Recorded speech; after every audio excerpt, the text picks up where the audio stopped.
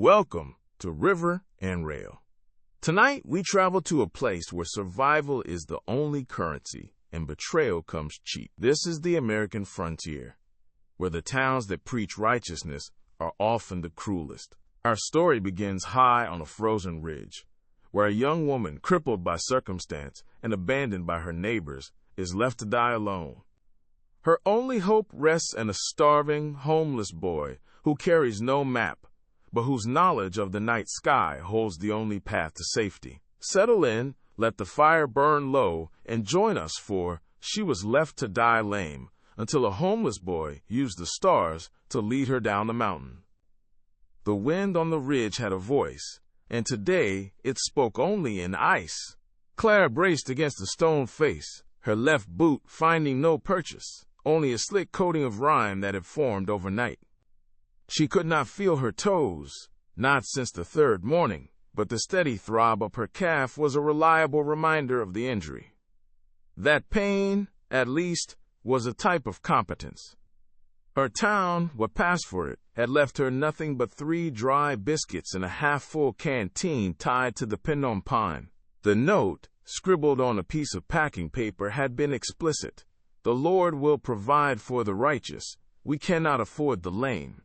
It had been signed by the mayor, a man who claimed to speak for God, but whose signature looked just like a tally mark for a debt paid. The sun had climbed barely high enough to reveal the true scale of the valley, a vast, indifferent cup of scrubland and shadow where the Snake River ran thin and pale. Clara knew they were down there, the campfires of those who had carried her up the ridge 3 days prior. She could smell the wood smoke on the wind, a cruel, warm scent that made her stomach turn. She used the butt of the rifle, her father's old sharps, as a third point of contact, digging it into a shallow groove. The rifle was useless, the breech rusted shut from a sudden downpour weeks ago, but the weight felt honest in her hands. She was trying to traverse the west shoulder of the peak, hoping to find a crevice deep enough to shelter from the afternoon's sharp western gusts. Her current lean-to, a shallow overhang, offered no protection when the weather turned. For an hour she moved 20 feet, a testament to pure, grinding refusal. Her breath plumed white, and the raw ache of her ankle sent stabs of light behind her eyes. It was the same ankle that a falling log had crushed when she was 10, leaving her with a limp that shamed the town and, eventually, condemned her. The town valued speed and silence. Clara offered neither. She found a small, dark opening beneath a granite slab, just wide enough for her shoulder and pack. Shoving the pack inside first, she wormed her way after it. The air inside was still and smelled of dry earth and pine needles, a relative luxury. She leaned the useless rifle against the wall and unwrapped the remains of 1 biscuit. She broke it into 10 small pieces, intending to make each one last until sundown. The sun reached its zenith, and the shadow of the ridge shrank until it seemed the world was nothing but glare. Clara had been a girl of the plains, where the horizon was the only limit. Up here, pressed against the stone, the sky felt heavy, pressing down on her choices. She had 3 choices. Starve quickly, freeze slowly, or try to climb down the western face, which was known for sheer, treacherous drops. She dismissed the last. As she chewed the tiny dry crumbs, she stared at the canteen. Water was the clock here. If she rationed well, she had 2 days, perhaps 3 if she only drank after dark. The 3rd day would be the decision day. The town was not coming back. Their faith was measured in their ability to discard the weak. A small sound, distinct from the wind, cut through the quiet. It was a scrape, like a boot dragging loose shale. Clara froze, her hand resting on the stock of the broken rifle. She held her breath and listened. The sound was faint, coming from higher up the slope, perhaps 70 feet above her shelter. It was an unsteady rhythm, too light for an adult man, too heavy for a rabbit. She waited. Another scrape, then a silence that stretched too long, then the rustle of loose clothing. Whoever it was, they were clumsy and probably inexperienced in mountain work. It could be an animal, but the deliberate rhythm felt too human. An outlaw, maybe, looking for a way around the main trail, or worse, someone from the town come to ensure she was truly gone. Clara slid the broken rifle into her lap and slowly, quietly, pulled a small, worn butcher knife from her pack sheath. She listened until the silence became absolute, the wind taking over the conversation again. She told herself it was just the mountain settling. It was not the mountain. A shadow fell across the opening of her cave, sudden and absolute. She gripped the knife, tensing her legs, ready to kick out. A boy's voice, rough and barely past breaking, whispered, "Hello? Is anyone there? I just need a place to rest." The voice was thin with exhaustion, not a threat, not a man.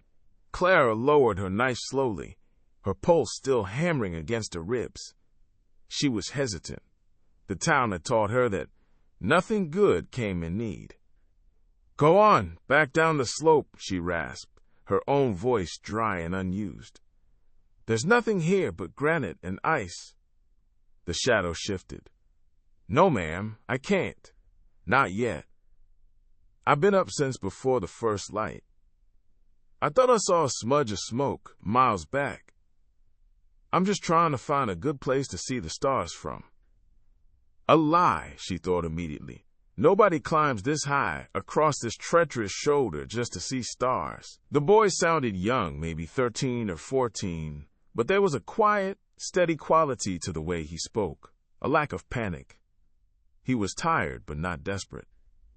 "Stars are visible anywhere the sky is black," Clara said, leaning back into the cold stone. "You look tired. You should find a lower, safer hollow for the night."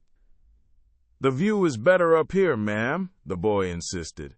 A small boot appeared, resting lightly on the shale just outside her opening. It was patched with leather scraps and tied with twine. "My name is Silas. I just need a sheltered spot until the moon sets." Clara considered him. A boy needing shelter was not a threat to a woman with a rifle, broken or not. "This spot is occupied, Silas. Find another." The boot disappeared, but Silas remained. "If you're hiding from the wind, I understand. If you're hiding from people, I understand that too. I'm not attached to any camp. Just a traveler. I know the night sky better than the maps and the trading posts. It gets real cold when the moon goes down." He knew the night sky better than maps. That was the phrase that snagged on her mind. Her own people, the pious, practical men of the valley, valued only what they could see with a spyglass and measure with a chain. The boy valued light that had traveled for 1,000 years. "What do you know of the sky, Silas?" Clara asked, a flicker of curiosity momentarily overcoming her pain. "I know it's the only honest thing out here," Silas said simply. "The ridges and rivers change with the rain and the season. The sky is always telling the same story. That bright one there." He paused, his voice indicating a patch of sky directly above the canyon. "That's Arcturus. He's leading the way for anyone who's lost." Clara remained silent. She did not know Arcturus from a hole in the ground, but the boy's conviction was striking. He sounded like a man who had relied on that light, not just observed it. She was crippled, abandoned, and facing a mountain that offered only death. She was done relying on men of the earth. Perhaps a man of the stars was different. "You can take the ledge outside," Clara conceded, pulling her wool shawl tighter. "But you keep your distance and you make no fire. I am not to be disturbed." There was a quiet shuffling sound, a thank you unspoken, and Silas settled onto the narrow, icy lip of the granite slab. He did not ask for food or water. He simply became quiet, an uncomplaining presence that listened to the wind with the same patience Clara did. The silence grew heavy with the falling temperature. Clara watched the light slowly drain from the valley. Soon the blue hour would pass, and the first diamonds of the night sky would appear. She felt the cold begin to seep through her clothes, a slow, inevitable creeping. She knew she had to conserve her heat, yet the urge to speak again, to test the truth of this small, honest boy, was strong. "Why are you out here alone, Silas?" she asked, her voice flat. He waited a long moment before answering, as if gauging the worth of his words. "I had a pa," he said finally. "He ran the mail route for the river and rail line before the washout. He taught me the stars because they were his only honest company on the long runs. Now they're mine. He's gone." Clara felt a dull ache of understanding. The valley was full of ghosts from the river and rail, swallowed by debt, land, or mud. She knew what it was like to be left by those who should have protected you. The town had left her to pay a debt she didn't owe. She moved her good hand, slowly, to retrieve a small tin cup from her bag. She poured a measure of water from her canteen, perhaps a quarter of her remaining supply. It was a moral choice that burned like a physical ache. "Silas," she said, pushing the cup gently through the opening, "you keep watch tonight. I'll sleep. You can have this much water now, no more until morning." The cup disappeared. She heard a quiet, grateful sigh, followed by the measured, slow sound of water being swallowed. He did not thank her with flowery words, only with quiet acceptance and a resumed silence. It was the most sincere thank you she had heard in a long time. Clara pulled her shawl over her head, tucking her injured ankle as best she could beneath her good knee. She listened to the wind and the slow, rhythmic breath of the boy just outside her shelter. In the deep, bone-cold silence of the mountain, under a sky that promised guidance but offered no comfort, she knew she had just bought herself a companion for the night. And a companion, even a young homeless one, was a complication she hadn't planned for. She closed her eyes, knowing the cold would soon give way to the deepest dark, and she wondered what story the honest stars would tell them both by morning. The dark that fell on the ridge was an absolute thing, colder and heavier than any blanket. Clara did not truly sleep but drifted in a haze of cold and pain. Every few minutes she shifted her weight, sending fresh jolts through her ankle, keeping her mindful of her location and her dilemma. The sound of Silas's steady, shallow breathing outside her shelter was the only thing that kept the empty space from feeling entirely hostile. At some point she heard him rise, a quiet scrape of boots against rock, and then a long, sustained silence. Clara cracked an eye open. The moon, likely full, had risen high enough to cast sharp, silvery light into the canyon mouth. Silas stood a few feet away, his silhouette thin and angular against the light, staring upward. He moved his hand slowly, tracing lines in the air. He wasn't praying, not in the way the town men prayed, with loud supplications and bowed heads.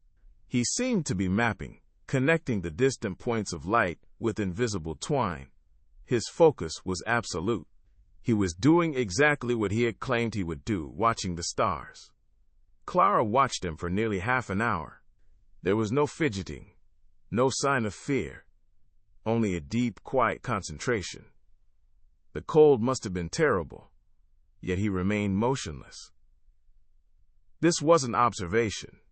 It was communion. This boy was not just lost. He had chosen the sky as his home, and the movement of constellations as his clock. Eventually, Silas lowered his head and rubbed his gloved hands together. He turned slightly, looking out over the immense blackness of the valley where, far below, faint pinpricks of light marked the distant settlements and the campfires of the valley men. He wasn't watching the people, though. He was watching the space between them. He settled back down against the granite lip, his breathing resuming its even, quiet pace. Clara closed her eye again, the image of him tracing the sky fixed in her memory. He had taken his payment, the water, and delivered his service, the watch. without complaint or comment. He possessed an honesty the town had long discarded. When she woke properly, it was still deep night, but the air held a subtle shift. The wind had dropped entirely, and the silence was unnerving. She felt cold to the bone, the cold that precedes the dawn and tests the will to live. "Silas," she whispered, her voice rasping. "Ma'am," he replied instantly, proving he had not been asleep. "The wind, it stopped." "Yes, ma'am, it'll pick up hard after sunrise. That's what the ridge does." He paused, then added, "You're shivering." Clara didn't respond. Shivering was pointless, wasted energy. She simply gripped the butcher knife tighter under her shawl, seeking the phantom warmth of exertion. "There's a way down," Silas said quietly, not moving from his spot. Clara stiffened. "I said I wouldn't climb the western face. It's a drop." "Not the western. It's too treacherous for me, let alone you, ma'am. It's the south run. It follows an old game trail. It's hard to see, but the stars hold the path open." "Stars don't clear a trail, boy. They just hang there." "They show you the path of least resistance," Silas corrected gently. "My pa and I used it once, running medicine up to the mining camp before the snow hit early. If you follow the line between that bright one, Cassiopeia, and the two dipping stars of the Great Bear, they always point to the notch where the trail starts.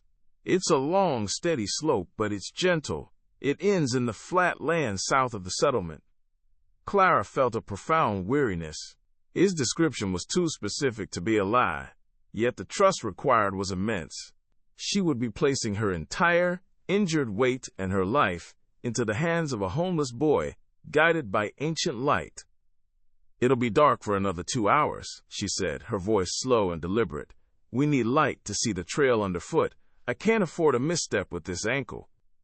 "We need the dark not to be seen by the valley," Silas countered, his voice suddenly sharp. "And the light is up here." He didn't mean the stars. He meant the moon, which was still high, and the weak, ethereal glow of the galaxy stretched out above them. He was right. If they waited for sunrise, the settlement below, the very people who had abandoned her, would see them. They would see her, limping, and see him, guiding her. And they would know she hadn't died, according to their timeline. They would see her survival as an accusation. Clara slowly pushed herself out of the shelter. The pain in her ankle was a dull, angry roar, but the decision had been made. Survival was the only debt she would honor. "We go now," she said. She leaned heavily on the granite slab, testing her weight. "But Silas, you understand this. If you falter, if you lie, or if you lead me wrong, I won't need this broken rifle to kill you. I will use my hands." The threat was cold and earnest. Silas did not flinch or argue. He simply turned, his back to her, and picked up her pack. It was a heavy pack, holding all her life. He settled the straps over his thin shoulders. "I won't falter, ma'am," he said, his voice quiet against the vast silence of the mountain. "The stars don't lie. Follow my boots. Step exactly where I step." He began to move. His pace was slow, agonizingly steady, but there was no uncertainty in his steps. He moved like a creature of the dark, finding footing where Clara saw only uniform shadow and slick ice. They began the descent. For the first 20 minutes, the only sound was the soft scuff-scrape of his worn boots and the thud-thud of Clara's rifle butt digging into the earth. The rifle, she realized, was now more a crutch than a weapon, her sole aid against gravity. Silas never looked back. He kept his attention entirely on the ground before him, and occasionally, with an almost imperceptible tilt of his head, up to the guiding light of the constellations. He used the stars not as a destination, but as a ruler, measuring the angle and direction of their progress. Clara focused on the small patch of leather on the back of his boot heel. "Step exactly where I step." It was a singular instruction that demanded absolute blind trust. Every time she lifted her injured foot, a spike of fire shot up her leg, and she had to clench her jaw to avoid crying out. She knew if she faltered, he would fall too, and they would both be lost. Her survival was now tethered to his. They came to a difficult stretch, a steep incline covered in loose, slate-gray shale that threatened to give way under any weight. Silas stopped, half turning but still looking upward. "Ma'am, this next bit is loose," he breathed. "I'm going to go wide, toward the shadow of that tall juniper. The ground is packed harder there. Don't trust the shale." He moved carefully, deliberately using the sides of his feet to test the stability of the ground before committing his weight.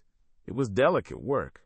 He was showing competence, the hard-earned skill of a person who had spent his life navigating difficult, unforgiving spaces. As he reached the juniper, he stopped again and waited for her to catch up. He did not rush her. When she finally reached the small, bristling tree, leaning heavily on the rifle, he handed her the canteen. "You need a drink, ma'am. That last bit takes concentration." "I only drank a swallow myself," he said, the lie evident in the tremor of his voice, but the intent was clear. He knew she was burning energy faster than he was, and he was offering a moral choice: survival through deceit or mutual preservation. Clara took the canteen. She felt a profound sting of shame. She had threatened him with a useless gun, and he was repaying her with his meager resource and his skill. She took only 2 small sips, enough to coat her throat, and handed it back. "Thank you, Silas, but we share. If one of us fails, we both fail." He nodded, a quiet acknowledgement of the new contract between them. He sealed the canteen and clipped it to her pack, which he still carried. They continued the descent. The air began to feel less like iron and more like cold velvet, a sign they were dropping altitude quickly. The trail became slightly wider, recognizable as the old game track Silas had described. He had not lied. They were now deep in the shadow of the ridge, the moonlight barely reaching the trail. Silas relied entirely on the light pollution from the vast, star-swept blackness above, guiding them by the subtle differences in the earth's texture.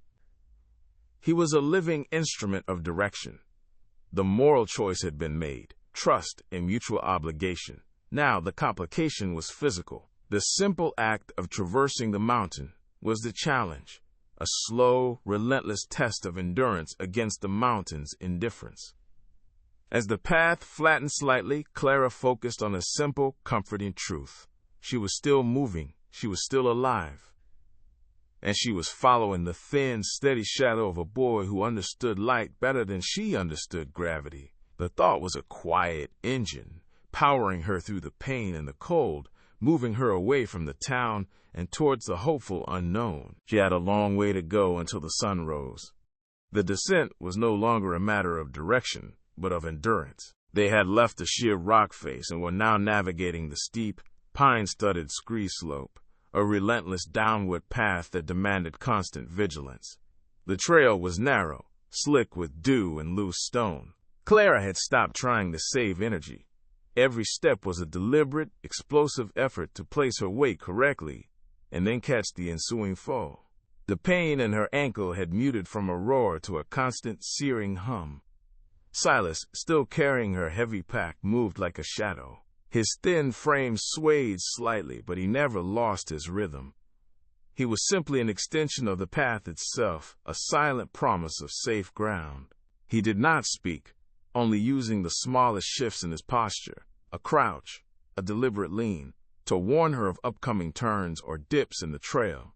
This mutual obligation, this quiet need for one another's competence, had replaced fear with a focused sincerity. They came to a section where an old, moss-slick log had fallen across the path. It was an obstacle that, in her injured state, would have taken her 20 minutes to surmount alone. Silas stopped. He did not offer his hand or ask her to wait. Instead, he simply knelt by the log, bracing himself on the downside, and held his back perfectly steady. It was an offer of silent strength. Clara did not hesitate. She used the good side of her rifle to steady herself on a nearby boulder, then placed her uninjured hand on Silas's shoulder. She transferred her weight, moving with a grimace across his back, leveraging his bone and muscle like a temporary bridge. The boy never wavered, never made a sound. He absorbed the full weight of her body, her pack, and the rifle, and held it until she was safely on the other side. When she stepped off, the moral debt felt heavier than the physical exertion. "You'll be bruised in the morning," she observed, her voice barely a whisper. Silas rose slowly, adjusting the pack. "I don't bruise easy, ma'am. Just a little pine sap on the shirt. We're near the bottom of the long slope now. We're losing the shadow quick."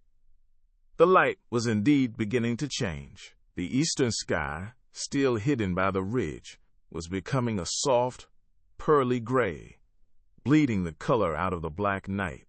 The stars were fading, their honest light being overwhelmed by the distant, indifferent sun. Soon, the path would be visible, but so would they. They reached the final obstacle, a low ravine, maybe 10 feet deep, carved out by flash floods. The bottom was soft, packed sand, and the far bank was a sharp, crumbling climb. Silas stopped at the edge. He carefully lowered Clara's pack to the ground and turned to face her for the first time since they began the descent. His eyes, usually fixed on the far-off light, were now focused on her. "Ma'am, I need to go down first," he said. "I'll brace the far bank and you can slide down the near one. But your rifle, it'll scrape the sand and it'll be heard a long way in this dead air." He was giving her a moral choice, the silent safety of the path, or the comfort of her familiar but useless weapon. The town's final insult had been to leave her a rifle that did not fire. She had clung to it as a totem of strength. Clara looked at the rifle in her hands. It was the last thing her father had owned. It represented her connection to a past where she was still whole, still belonging. Now, it represented a noise, a distraction, and a heavy piece of wood that might betray them both.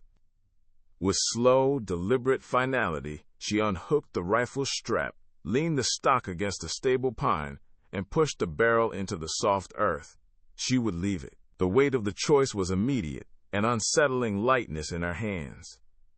Silas watched, then nodded once, a gesture of respect rather than approval. "Thank you, ma'am. This will be the safest way to the flat ground." He then slid down the near bank of the ravine, his small frame agile and silent. The sand puffed up in quiet clouds around his boots. He reached the far bank and positioned himself, hands flat against the loose earth, his body a steady support. "Now, ma'am, slide slow. The bottom is soft." Clara took a deep breath, braced her good leg, and pushed herself over the edge. The descent was a jarring, controlled fall, her crippled ankle trailing uselessly behind her. The loose earth scraped her skin and filled her clothes, but the pain was manageable, a predictable friction. When she reached the bottom, Silas was instantly at her side, not offering a hand but simply supporting her elbow as she found her footing in the soft sand. They crossed the ravine floor quickly. When they reached the crumbling far bank, Silas again knelt, bracing the earth with one hand and offering his shoulder for her to use as a lever. It was harder than the log, requiring more trust. She had to place her entire, desperate reliance on the strength of his small shoulder, pushing up with a cry swallowed by the effort. They reached the top. They were clear of the ravine, now standing on the final, gentle slope that gave way to the valley floor. They were finally safe from the high ground view. The sun had not yet topped the ridge, but the sky was fully light, the color of wet slate and rose. The stars were gone. Silas retrieved her pack and handed it to her, the transaction now complete. He looked exhausted, his face grimed with dirt, his shirt dusted with pine needles and sand. "We're clear, ma'am," he said, his voice flat with relief. "The trail keeps going south from here. You won't be seen until you're long past the settlement." Clara adjusted the pack, the weight feeling natural again. She looked down at the boy. He was thin, younger than she'd guessed, maybe only 12. He was not just homeless, he was clearly starved. Yet he had performed the most selfless, competent act she had encountered in years. She had threatened him, treated him with suspicion and burdened him with her life, and he had delivered her safely, his payment a single sip of water and the chance to trace the night sky. "Silas," she said, and the name felt like a weight of unexpected gratitude. "You are not a guide, you are a savior. What do you need? Water? Food? Direction?" He looked out over the flatland, his eyes searching the distance, not the ground. "I need none of that, ma'am. The sun will be up soon. It warms the days, but it doesn't tell you where to go. The stars do." He turned back to her. "My pa said that the river and rail was all about going places, but that the honest light was about why you went. That's what the stars taught him, and that's what they teach me." He was a boy who had survived by finding meaning in the vast, cold space above him, a meaning that the practical, earthbound town had discarded. "You've a good mind, Silas," Clara said. She reached into the pack and pulled out the remaining 2 biscuits, the last of her food. She broke one in half, keeping the larger piece. She held out the smaller piece and the remaining full biscuit. "This is not payment," she said clearly. "This is mutual obligation. You eat one, and you save the other. You know the river and rail runs about 20 miles south of here. You find the line and you follow it. It will lead you to a new place, guided by the sun. But you remember the honest light that brought you there." Silas took the biscuits, his hands careful and steady. He ate the half biscuit in 2 slow, grateful bites. He tucked the whole biscuit away inside his shirt. "Thank you, ma'am," he said. He did not ask her where she was going, nor did she tell him. The moment of earned meaning was complete. 2 strangers had fulfilled a desperate contract, driven not by profit or scripture, but by simple, shared necessity and trust. They stood at the foot of the mountain, the sky opening up to the sunrise, the horizon already burning orange and gold. The cold began to lift. "I'll go south, ma'am," Silas said, turning toward the vast, unblemished flatland. "May your path be gentle." Clara watched him walk away. He moved quickly, his steps light, his head held high. He walked toward the morning sun, but she knew he would wait for the night to truly guide him. She took a final, steadying breath, shifted her weight, and began to hobble in the opposite direction, toward the shadow of the peaks, her own new path, determined by the same honest light that now guided the boy. The heavy burden of the mountain had been exchanged for a quiet, hopeful optimism, a simple truth earned through one night's shared passage. The sun cleared the ridge an hour later, flooding the valley with raw, relentless heat. Clara walked in the long shadow cast by the mountain, her limp a steady, rhythmic protest against the hard ground. She did not look back at the peak, nor did she allow herself to look at the sun. She kept her focus tight. The next mile, the next hour, the next reliable rise of the dust under her good boot. She missed the rifle, the familiar weight, but she did not regret leaving it. It had been a symbol of a false kind of power, the power of noise. Silas had taught her that true competence lay in silence and precise observation, the quiet power of knowing where to place your feet. He had used the ancient light to save a life, performing a miracle of geometry and trust. When she finally reached the dense scrub of the lower flats, the trail faded into a network of deer paths and dry stream beds. She stopped and pulled the last full biscuit from her pack. She did not break it in half. She ate it all, a final, necessary, selfish act. Her sustenance now depended on her wits and the mercy of the vast, indifferent land ahead. She had left the valley that had tried to bury her and the boy who relied on the sky. The river and rail was still many days south, a line of iron and ambition cutting across the continent, promising connection. But the deepest connection she had found was not on a map. It was in the shared burden on a dark, cold mountain slope. The trail of the lame woman and the homeless boy parted ways that morning, each guided by their own quiet knowledge. They had found their way down, not by force or faith, but by finding the only truly honest thing in the Wild West, the light that never changes, watching from above. If you'd like to hear more stories of those who survived, the unforgiving vastness between civilization and the unknown, where simple choices held the weight of a lifetime, you can find the entire collection in the River and Rail playlist.